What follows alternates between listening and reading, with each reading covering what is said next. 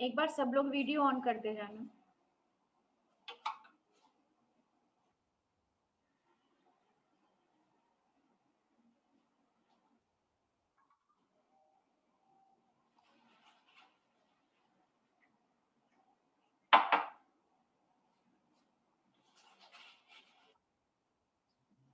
हटाना होगा।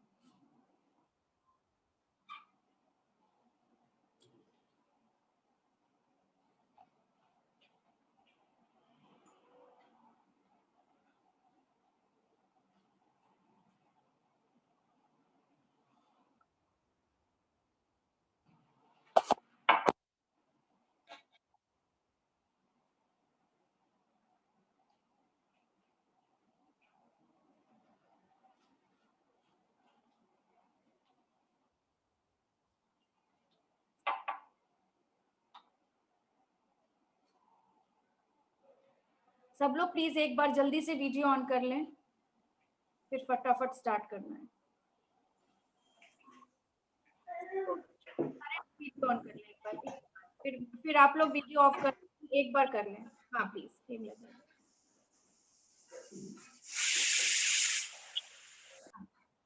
Video on, सब लोग प्लीज एक बार वीडियो ऑन कर लो। रिंकू का तो आ गया।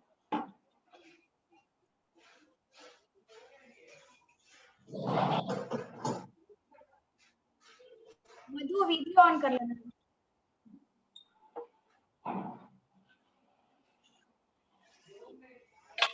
सिंधु वीडियो ऑन करो, मधु ऑन करिए।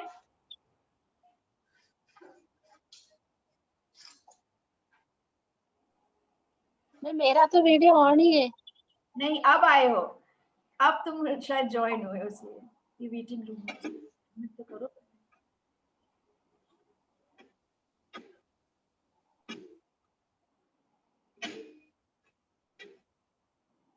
तो तुम ये कर देती हो हर बार ये। अभी तो नहीं किया। अभी किया था, तुम दिख नहीं रहा था।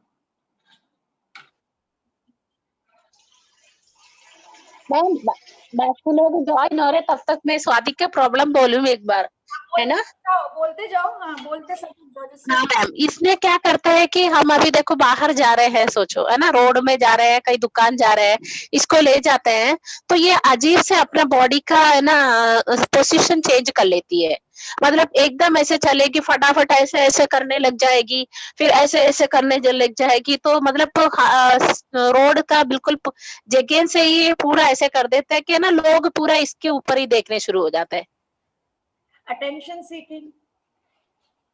अरे मैं पर ये तो अच्छा भी नहीं लगता ना कई बार अपन को भी, कि कितना भी उसको समझाओ वो सुनती रहो और इतने जोर जोर से फिर हंसने शुरू कर देंगी और अलग से आवाज करने लग जाती है। थोड़ी चलेगी फिर लेकिन अब तुम बहुत ज्यादा हो जाता है। क्या बिहेवियर चाह रहे हो? एक बार सारे लोग प्लीज वीडियो ऑन करो, तभी जल्दी से आगे कंटिन्यू करेंगे सभी लोग प्लीज। हाँ मैं सिंधु का क्लियर करूं, आप क्या फिर रिस्पॉन्स उससे चाह रहे हो? क्योंकि वो बॉडी जैस कर रही है, ये हम सारे लोग कुछ कुछ बॉडी करते हैं लोगों को देख के, ये उसकी बॉडी लैंग्वेज है जो हमें एक्सेप्टेबल नहीं हो रही है, पर हम भी कुछ ना कुछ करते हैं जो हमें बड़ा एक्सेप्टेबल होता है। आप पहले ये बता देना क्या चाहते हो कि फिर वो क्या करे, या तो वो अपनी चुपचाप जा रहे हुए लोग भी है ना, चुपचाप जा रहे हुए लोग भी उस समय इसका जो हरकत देखे ना, फट से पलट के देखने वाला कोई आश्चर्य की चीज दिख रहे जैसे देखने शुरू हो जाते हैं। मैं फिर है ना कई बार और स्टिमुलस दे सकते हो। वत्सल के लिए भी मैं कर रही हूँ ना सारी चीजें जो आप लोग बोलते हो वो मेरे बेटे में है। तो क्या होता है कि जैसे ही जाएगा एक्साइटमेंट में, मतलब क्योंकि इतने दिन से घर में है, अब जो है ऐसे ऐसे हो जाएगा, एंजाइटी की कार से राइट पे ले जा रहे हैं। अब मैं क्या करूं, अब यह सोशल स्टोरी मैंने की, मैं क्या उस हैंड्स इन पॉकेट करा दिया मैंने। हैंड्स इन पॉकेट एक दूसरा स्टिमुलस दिया, सोशल स्टोरी नहीं चलाई। अब हैंड्स अब पॉकेट में, तो हैंड्स ऐसे कैसे जाएगा? टाइम दिमाग तो पूरा लगा है कि पॉकेट में डालना है, आप समझ रहे हो? तो वो बिहेवियर तो मैंने रोक दिया। पॉकेट से रुक रहा है, पॉकेट से हट रहा है हाथ, फिर मैं क्या दे रही हूँ, देखो यहाँ मैं बार बार बोल रही हूँ डालो, चला गया। अब पूरा ध्यान पॉकेट के अंदर हाथ डालने में है, जो कि एक्सेप्टेबल है थोड़ा बहुत, ठीक है, दूसरों को भी एक्सेप्टेबल है, भाई पॉकेट में हाथ डाल रहा है, ये करने से तो ठीक ही है। आप सोचो कि क्या करवाना चाह रहे हो, वो स्टिमुलस उस वक्त देना होगा। आप चाहे वो सोशल स्टोरी से दो, मैंने तो नहीं सुनाई है। मैं उस समय क्या करती है, बार बार बोलती है ना, ये सुनती नहीं है ना।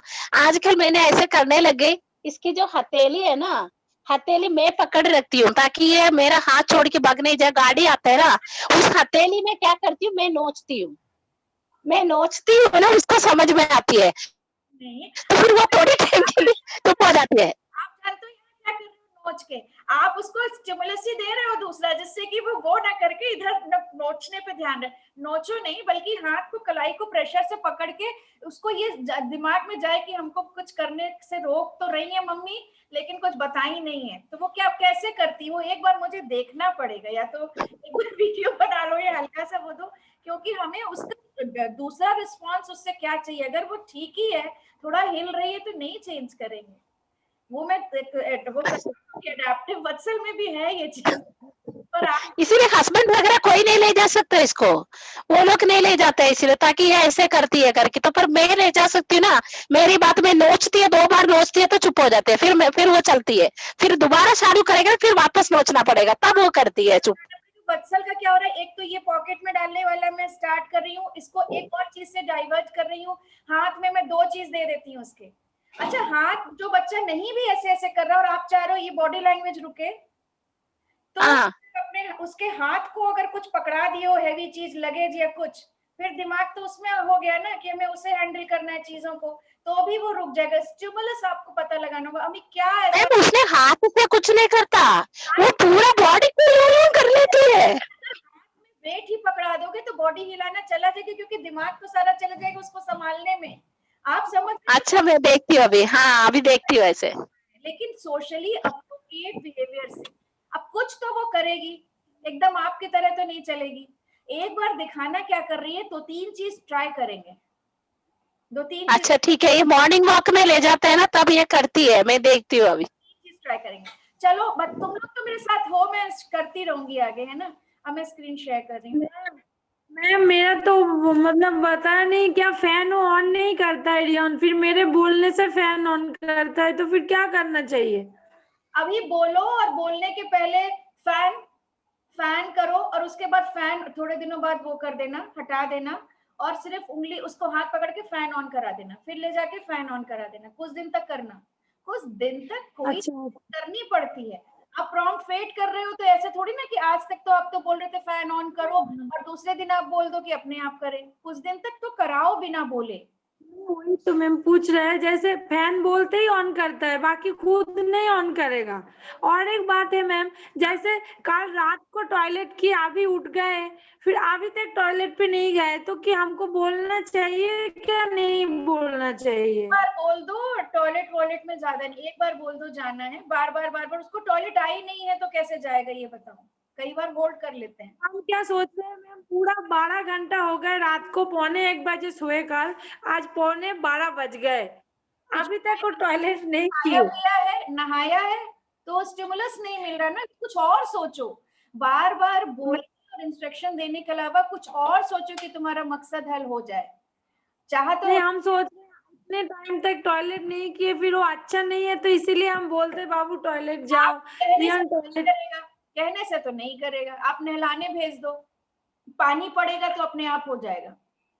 हाँ नहीं मैम, अभी तो उठे हैं वो पता है, मतलब उसको मूड सही होने में भी 40 मिनट लग जाएगा, उसके बाद टॉयलेट अभी गए, सारा अभी टॉयलेट गए। आप लोग को पता सब है, लेकिन चाहते हो पीछे से डंडे हम बजाए, फिर जो है सोल्यूशन नहीं मिलेगा। ठीक है, एनीवेज अभी तो गए। तुम लोग का करते रहना। चलो, डायरेक्ट सबसे पहले हो गया डिस्क्रिप्टिव सेंटेंसेस, जो या 2 या 3 लाइन में सिचुएशन को और पर्सन्स के पर्सपेक्टिव को डिस्क्राइब करता है। पर्सपेक्टिव के बाद डायरेक्टिव आता है, जिसमें हम चाहते हैं बच्चे को हम क्या डायरेक्शन दे रहे हैं वो सेंटेंस में लिखें, कि हम क्या चाह रहे हैं कि बच्चे से एक्सपेक्ट कर रहे हैं, वो एक सेंटेंस में लिखना है। कंट्रोल सेंटेंस में भी बच्चा और क्या करे, बच्चे से डिस्कस करने लायक अगर लेवल है तो बच्चे से डिस्कस करके लिखेंगे, और नहीं लेवल है तो आप लिख देंगे ये जानते हुए कि बच्चा कैसे उस चीज को कंट्रोल करे। जो बहुत एबल्ड होते हैं हमारे बच्चे जिन्हें ऑटिज्म है, वो खुद ही लिख सकते हैं, पर फिर लैंग्वेज होनी चाहिए उनके पास। बच्चे के कॉम्प्रिहेंशन लेवल के हिसाब से सोशल स्टोरी लिखी जाती है। कुछ बच्चों की सोशल स्टोरी सिर्फ और सिर्फ पिक्चर से भी हो सकती है, सिर्फ पिक्चर बहुत अच्छा काम करती है। यूज द फर्स्ट पर्सन और the child's name, Vatsal will try, Vatsal goes to park daily, ऐसे करके, या I go to park daily. आप जाते हो, तुम जाते हो, देखो प्रोनाउन यूज नहीं करना है क्योंकि यहाँ रिवर्सल ऑफ प्रोनाउन भी हो जाता है जिनको इकोलेलिया है, यानी आप कैसे हो, आप कैसे हो, तुम्हारा नाम क्या है, तुम्हारा नाम क्या है, ये तो इकोलेलिया वाले। और वैसे भी जिनके में इकोलेलिया नहीं है उनके में भी प्रोनाउन यूज ना करें, यूज नाउन। Basic tip. अच्छा, कल एक चीज बता दें, नहीं तो रह जाएगा। कल के जो सेशन होंगे उसमें आप लोग अपने अपने बच्चे की सोशल स्टोरी लिखेंगे। होमवर्क आप लोग आज कर लेंगे कि क्या एंटीसीडेंट होता है, क्या सिचुएशन होता है, उस वक्त कल बैठ के डिस्कस ये नहीं करेंगे।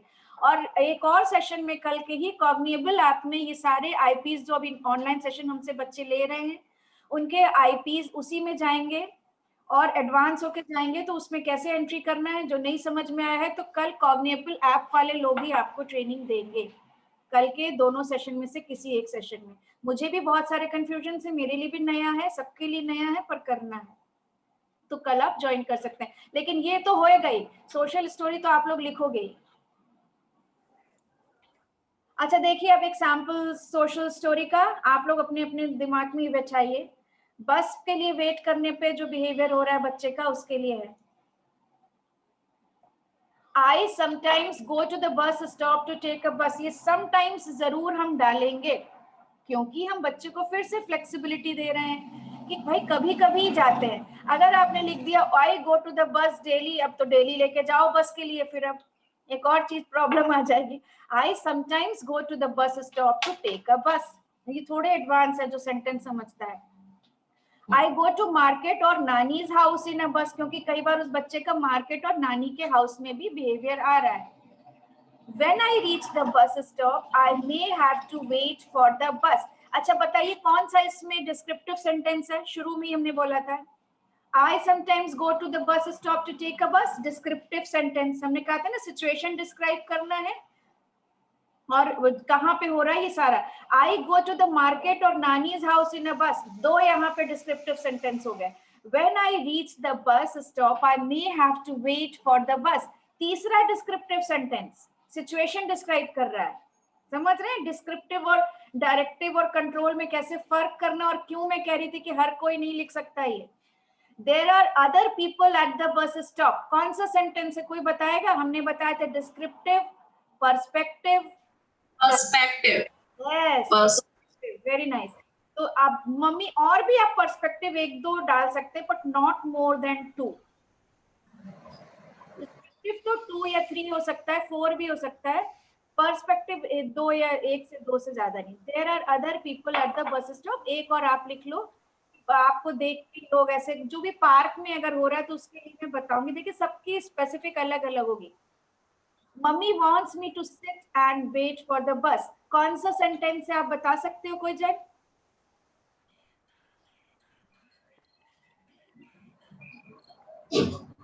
There are other people at the bus stop, Ankita आपने बताया perspective. Mummy wants me to sit and wait for the bus stop, कोई बताएगा कौन सा सेंटेंस है ये? पर्सपेक्टिव है कि डिस्क्रिप्टिव है कि डायरेक्टिव है कि कंट्रोल है?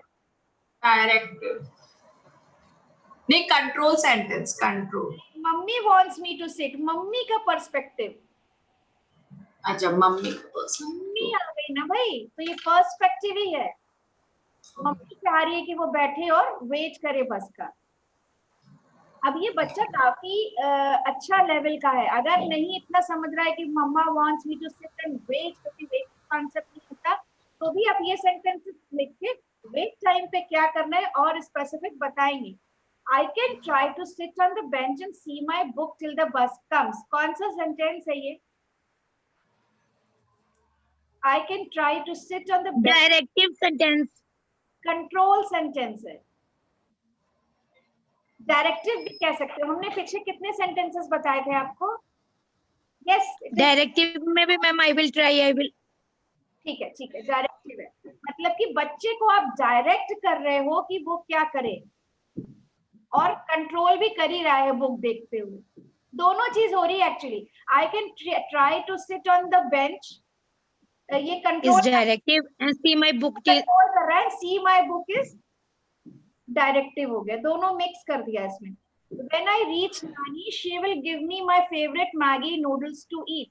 ये भी डायरेक्टिव सेंटेंस है, क्योंकि रीइंफोर्स तो करना है ना एंड में. एंड में रीइंफोर्स तो करना है, कंट्रोल उसी से आएगा. You can call it control sentence. जब वो नानी के घर पहुंच जाएगा तो उसको मैगी ही पसंद है तो मैगी का नाम यहाँ मेंशन होगा. अगर उसको कोई हक्का नूडल्स पसंद है तो वहां हक्का नाम देंगे और उसकी पिक्चर लगा दें, और अच्छी बात है. अगर मैं बनाऊंगी, मेरे जो ऑनलाइन ट्रेनिंग वाले बच्चे हैं, तो मैं उनके लिए ये नहीं बनाने वाली सोशल स्टोरी. मैं तो खूब ज्यादा पिक्चर लगाने वाली हूँ पर्टिकुलर, क्योंकि मैं बहुत ज्यादा विश्वास करती हूँ. विजुअल लर्नर है ना, इतना अट्रैक्टिव. अब यहाँ पे मैं अट्रैक्शन डालूंगी क्योंकि हम सुनाना ही ये चाह रहे हैं कि वो देख के समझे. हम तो मैगी नूडल की बनी हुई पिक्चर डालेंगे या मैगी का रैपर लगाएंगे. फिर I can try to sit on the bench में बेंच की पिक्चर डालेंगे. बेंच पे वो बच्चा मेरा ही वाला बैठा हुआ होगा और उसकी सी माई बुक में बुक पढ़ते हुए मेरे ही बच्चे की उसी की फेवरेट बुक पढ़ते हुए की फोटो लगाएंगे बेंच के पास में और फिर बुक के पास में. एट द बस स्टॉप में मैं अदर पीपल की फोटो लगाऊंगी, और कोई वैसी फोटो नहीं, मतलब इमेजिनरी, वो उसको क्या कहते हैं, कार्टून वाली फोटो नहीं, रियल लोगों की फोटो. तब आप देखिए कैसे सोशल स्टोरी वर्क करती. ऐसे लिख देने से, ये एग्जाम्पल है जो बच्चे समझ सकते हैं और पढ़ सकते हैं. As the story deals with real life situation, write about places, events, names that child can relate to. McDonald के पास बिहेवियर आ रहा है तो मैकडोनल्ड की पिक्चर लगा दो, या मैकडोनल्ड जरूर लिखो. आप लिख दो बर्गर की शॉप, नहीं समझ में आएगा. Be very specific on the skill or the behavior to be taught. Avoid negatives like I will not या wrong to. Please ये मत लिखना. फट से लिखते समय लिख देंगे हमें ये नहीं, मम्मी को ये नहीं पसंद है तो इसलिए नहीं करना है. आई विल नॉट और इट इज रॉन्ग टू बिल्कुल भी नहीं लिखना है. रूल है ये सोशल स्टोरी लिखने का. यूज टर्म्स लाइक समटाइम्स और ऑफन सो दैट उन बच्चे को फ्लेक्सिबिलिटी मिले कि भाई कभी कभी. अब कभी कभी नहीं भी पता है तो जब आप लिख के सुनाओगे और कभी कभी लेके जाओगे तो समटाइम्स उनको समझ में आ जाएगा क्या होता है. अब बहुत इंपॉर्टेंट चीज, always have one directive sentence for 2 perspective and 4 descriptive sentences. हमने बोला था descriptive sentence 1 2 3 4 हो सकते हैं ज्यादा, क्योंकि जितनी अच्छी डिस्क्रिप्टिव आपके सेंटेंस होंगे उतना अच्छा बिहेवियर कंट्रोल होगा. डिस्क्रिप्टिव में कंजूसी नहीं करनी. पर्सपेक्टिव 1 और 2 लिखना है, 1 और 2 पर्सपेक्टिव लिखना है सेंटेंस, और फिर डायरेक्टिव और कंट्रोल एक एक डायरेक्टिव. एक ही चीज तो करवाओगे, या तो मैगी नूडल दोगे या फिर कुछ और दोगे. 2-3 चीज नहीं लिखनी है.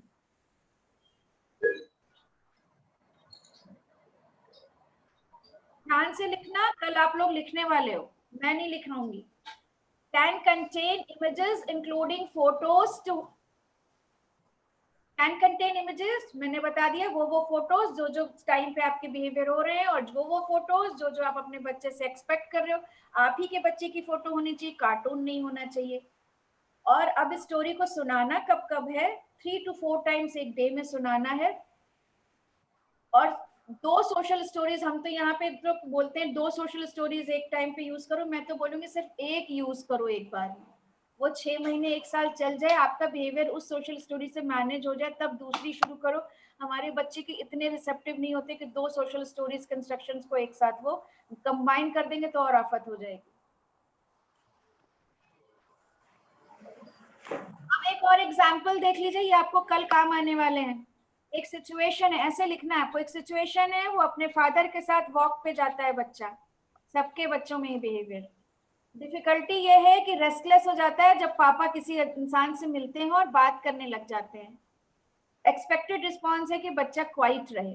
बहुत एब्स्ट्रैक्ट एक्सपेक्टेड रिस्पॉन्स है. क्वाइट रहे मतलब वो क्या करे ये बताना होगा. क्वाइट रहो नहीं होता, 1 सेकेंड को क्वाइट होगा फिर शुरू हो जाएगा.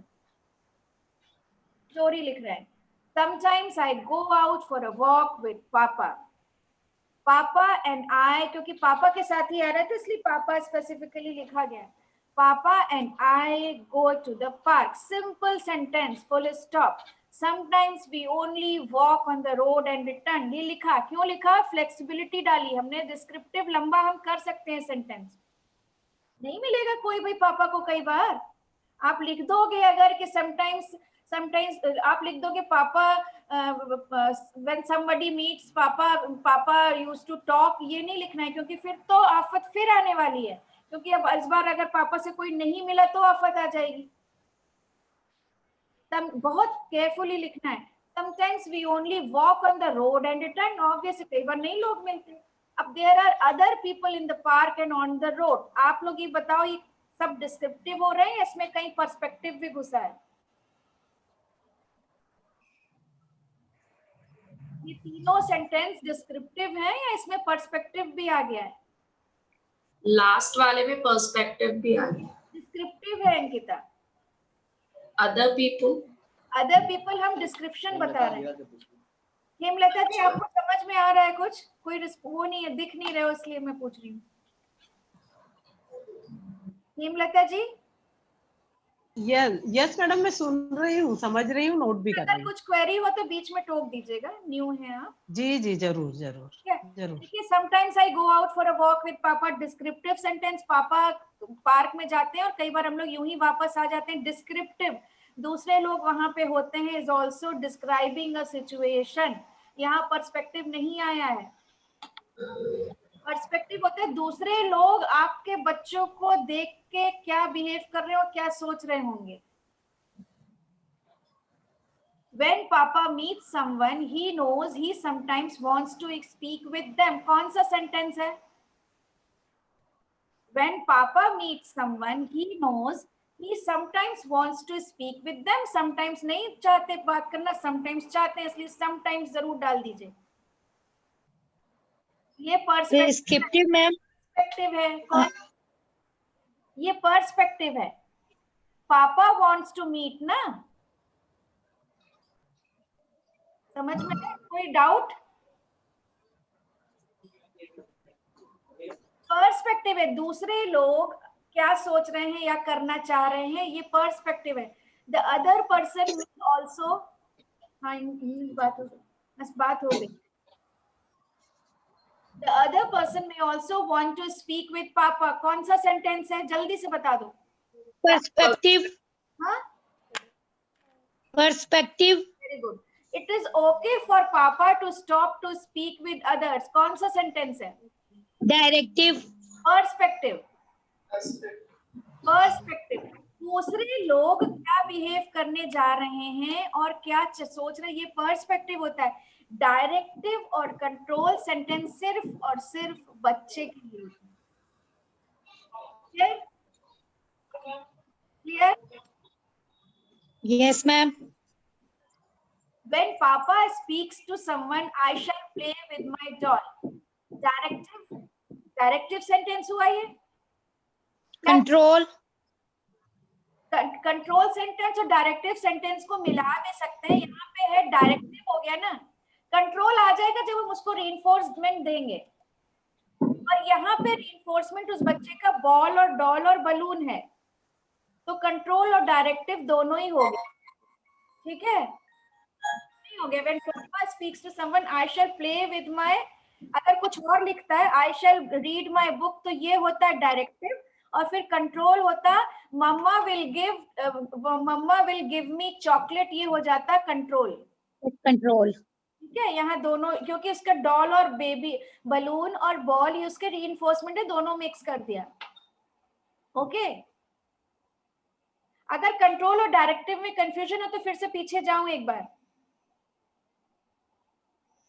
जाऊं. हाँ मैम जाइए ना, एक बार जाइए. Directive sentences clearly tell the student what he or she is expected to do in the situation. तो अगर हम यहाँ कहते हैं वहां पे कि क्या कहते हैं, Vatsal can sit on bench and read the book, तो ये तो डायरेक्टिव, क्योंकि बुक उसका कोई रिइंफोर्समेंट तो है नहीं. ठीक है, तब हम उसके केस में लिखते Vatsal can sit on the bench and read the book directive, फिर कंट्रोल सेंटेंस डालते Vatsal will get Kurkure after this, Vatsal will, mama is very happy and Vatsal will get Kurkure, ये हो जाता कंट्रोल। अब लेकिन उसके केस में बलून और बॉल खुद ही रीइंफोर्समेंट है, और हम उससे एक्सपेक्ट कर रहे हैं कि वो बैठ के क्या था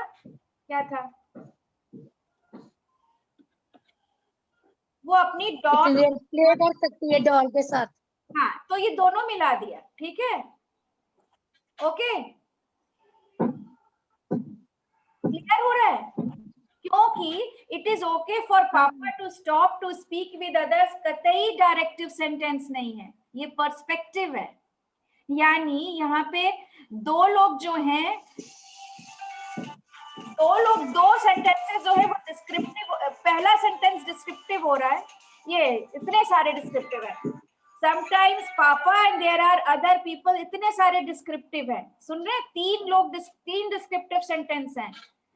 अब पापा क्या सोच रहे हैं उस बच्चे से मिलके बात करने का, पर्सपेक्टिव, अदर पर्सन भी उनसे बात करना चाहते हैं, पर्सपेक्टिव, पापा के लिए ओके है कि वो दूसरों से बात करें, पर्सपेक्टिव, तीन पर्सपेक्टिव हो रहे हैं यहाँ पे, ये आ गया यहाँ पे एक डायरेक्टिव एंड एक ही कंट्रोल। क्लियर है? प्लीज यस नो तो बोलो। Yes ma'am. Yes ma'am. एक और देखिए, ये मेरे अकॉर्डिंग है भाई सोशल स्टोरी, मैं पिक्चर बहुत यूज करती हूँ। Keeping my room tidy, my name is Tiny, Tiny की फोटो बना दी। I have a bedroom, bedroom की फोटो बना दी। बिहेवियर क्या है यहाँ पे? बिहेवियर है कि वो अपने बेडरूम को साफ रखे, फैला के रखती है। आई हैव अ नाइस बेडरूम, उसके बेडरूम की फोटो किसी और की मत डाल दीजिएगा। Mama wants my bedroom to stay looking good. कौन सा देखते चलिए? My name is Tini, descriptive. I have a nice bedroom, descriptive. Descriptive. Mama wants my bedroom to stay looking good. कौन सा sentence? Descriptive. कौन सा? Descriptive. Mama wants my bedroom. Perspective. I play in my bedroom, but I will try to put my toys back in the big basket after playing. ये कौन सा sentence है? सोचिए जरा, ये मिक्स है। डायरेक्टिव मैडम, डायरेक्टिव डायरेक्ट कर रहे हैं हम उसको, और थोड़ा सा ये भी बता रहा है पर्सपेक्टिव, या नहीं डायरेक्टिव ही है। I play in my bedroom but I will yes it is directive. If there is paper on my floor I must put it in my pen. कौन सा सेंटेंस? डायरेक्टिव। डायरेक्टिव। डायरेक्टिव। अब clear हो रहा है directive क्या होता है? दिस डैडी वेरी हैप्पी, कौन सा सेंटेंस है? डैडी वेरी हैप्पी, या तो डायरेक्टिव होगा या कंट्रोल होगा, ऊपर से कंट्रोल सेंटेंस। डैडी को हैप्पी कर रहे हैं, या फिर ये कंट्रोल और डायरेक्टिव दोनों का मिक्स है, ठीक है। Mama can give me a chocolate for keeping my room clean, ये कंट्रोल। कंट्रोल कंट्रोल तो लास्ट में देखनी है। कंट्रोल मींस उसी रीइंफोर्समेंट से कंट्रोल आएगा। ये मेरे अकॉर्डिंग की स्टोरी है, और यही आप लोग के बच्चों को काम आने वाली है। पिक्चर, उसको किटकैट ही पसंद है तो किटकैट ही लिख रहे। यहाँ तो एक चीज और कर सकते थे, mama can give me KitKat, no chocolate लिखना। अंजू, आपको समझ में आ रहा है मैं क्या कह रही हूँ?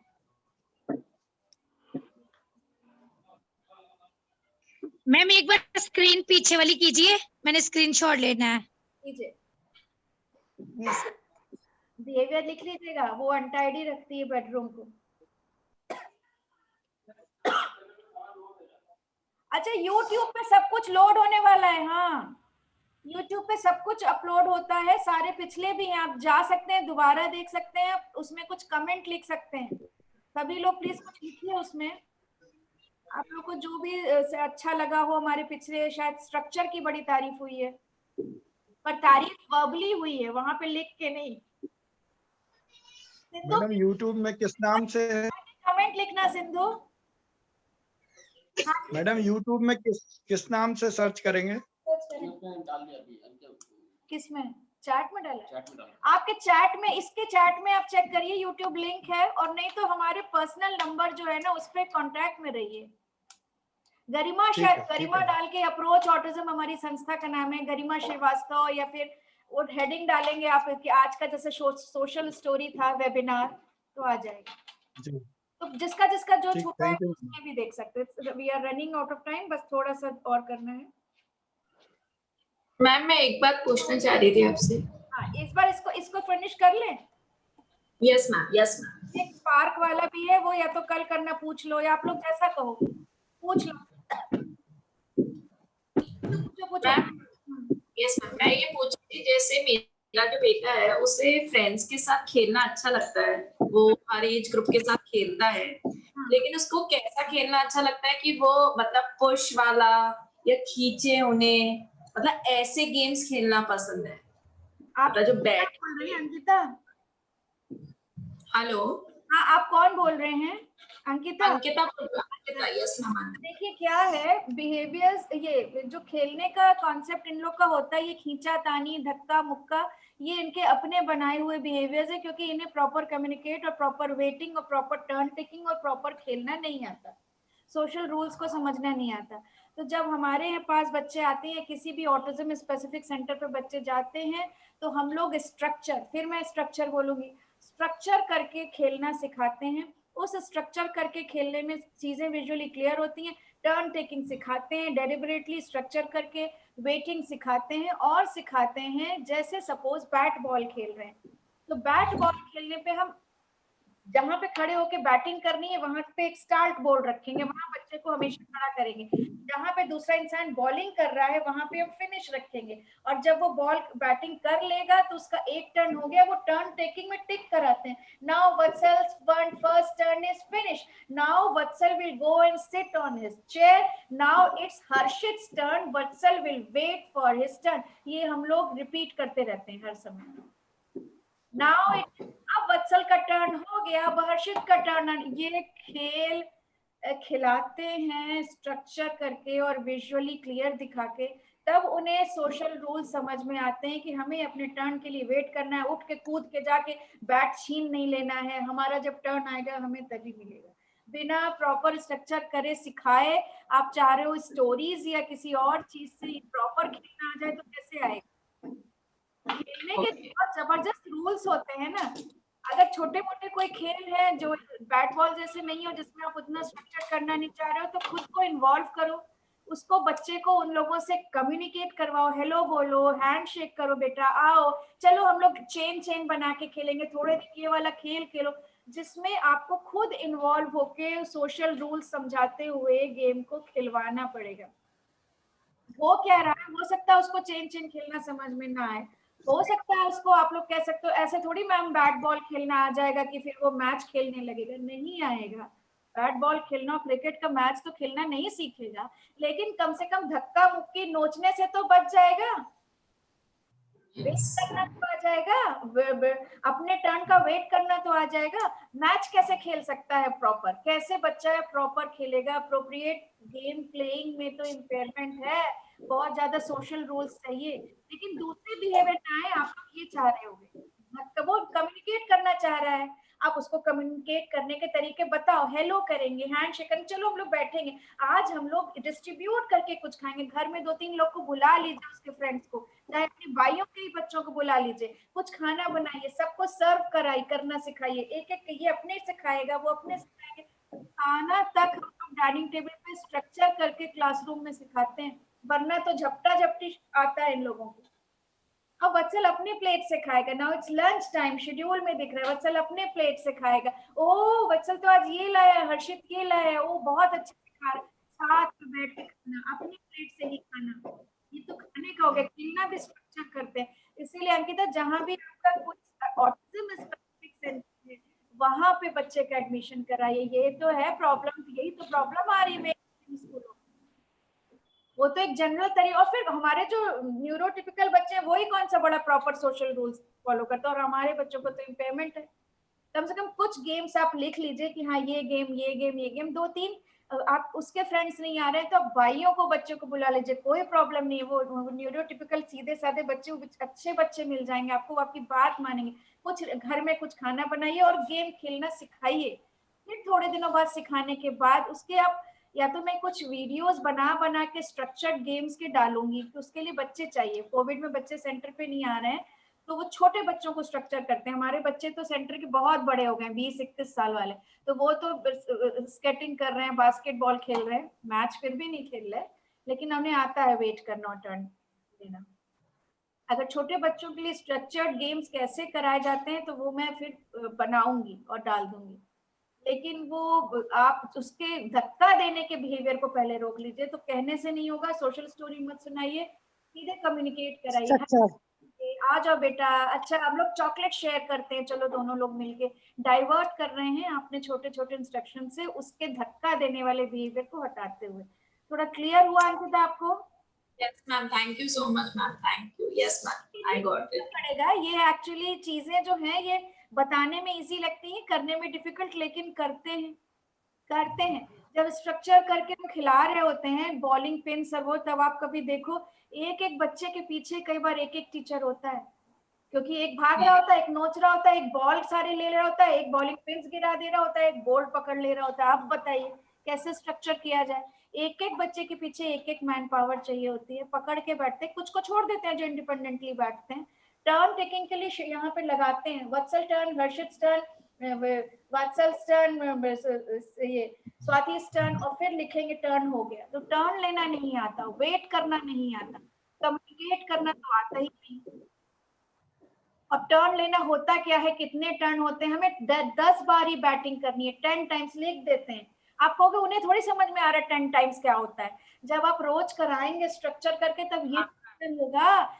ये काउंट कर 1 2 3 4 10 तक कुछ बड़बड़ बोलती है और उसके बाद मेरा टर्न फिनिश हो जाता है और मैं जाके बैठ जाता हूँ। ये तो आएगा, ये तो समझ आएगा। तो इसीलिए तो समझ आता है, विजुअली समझ आता है। अगर आप ऐसी हर चीज में सोचोगे कि समझ में तो नहीं आता, तो उसी समझ को तो विजुअली क्लियर करके, तभी तो मैं स्टोरी में किटकैट डाल रही हूँ।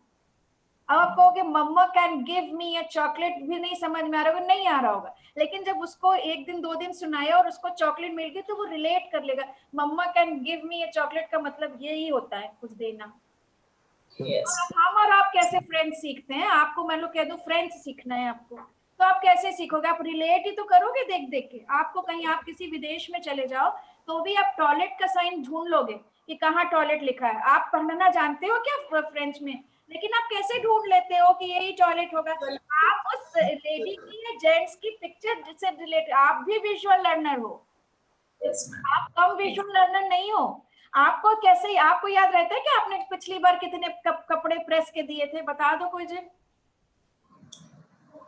किसी को कुछ याद रहता नहीं है, लेकिन हम लोग बच्चों से एक्सपेक्ट करते हैं कि उन्हें पढ़ना है एकदम धड़ाक से बिल्कुल याद रहे। तो लिखते तो हम सभी हैं। एक कोई चीज सब कुछ, आप क्यों स्लाइड देख रहे हो? अभी क्यों उन्होंने बोला कि स्लाइड पीछे कर दो, मैं स्क्रीनशॉट लूंगी? रट लो, आपका तो ब्रेन बहुत अच्छा है ना। आप भी विजुअली लर्नर हो और वो खुद उससे ज्यादा है।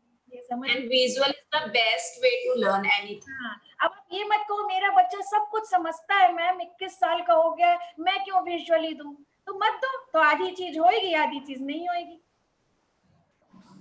फिर तो वो आप कहोगे आलू लेके आओ, वो जाएगा आलू लेने, दिख जाएगा पेप्सी, पेप्सी पीने लग जाएगा, आलू आएगा आके कहीं और चला जाएगा। समझ रहे हो होगा क्या? होगा ये कि जब तक आप विजुअली क्लियर नहीं करोगे आपकी प्रॉब्लम सॉर्ट आउट नहीं होगी। अच्छा, अभी जितना क्लियर हो तब होगा जब आप अपने अपने बच्चों की सोशल स्टोरी लिख के मुझे बताओगे। तो जिसकी सोशल स्टोरी अच्छी लग गई मुझे, उसका अलग से वीडियो जाएगा यूट्यूब में, वो मेरी फेवरेट स्टोरी हो जाएगी जिसकी अच्छी है। अब उसके लिए आपको होमवर्क करना पड़ेगा, ऐसे आसान नहीं है हम पेरेंट्स की जिंदगी। तो आप पिक्चर्स इकट्ठा करो, क्या क्या पिक्चर आप लगाना चाहते हो। जिसके बच्चे एबल्ड है वो भी पिक्चर लगाएगा। ये नहीं सुनना मुझे कि मेरा बच्चा सब समझता है। समझने वाले तो सबसे ज्यादा बिहेवियर कर रहे हैं, जो थोड़े कम समझ रहे हैं वो बेचारे फिर भी कम बिहेवियर कर दिखा रहे हैं। और जिनके बच्चे 18 अबव हैं वो प्लीज मुझसे अलग से फोन पे बात कर लें, क्योंकि उनके लिए हमारा सेंटर जो अप्रोच ऑटिज्म है वो वोकेशनल सेंटर है, जिसमें jewellery making, block printing, envelope making तो चल रहा है, गार्डनिंग अभी पाइपलाइन में है, तो वो भी स्ट्रक्चर करके सिखाना है। ऐसे मैं आपसे कह दूंगी आप ज्वेलरी मेकिंग करा लीजिए, आप सोचेंगे मोती तो डलवाना है, डलवा लेंगे, तो आप लॉक करना सिखा पाएंगी? कैसे लॉक करना है ज्वेलरी को, कैसे प्लायर को यूज करना सिखा पाएंगी? इसलिए प्लीज वो लोग जो लोग वोकेशनल कुछ अपने बच्चे के लिए करना चाहते